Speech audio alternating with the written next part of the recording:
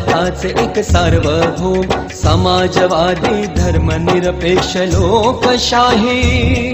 गणराज्य घडवण्याचा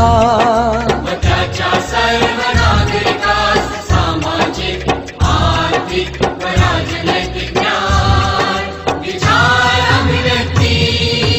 विश्वास श्रद्धा व उपासना यांचे स्वातंत्र्य दर्जाची व संधीची समानता निश्चितपणे प्राप्त करून देण्याचा आणि त्या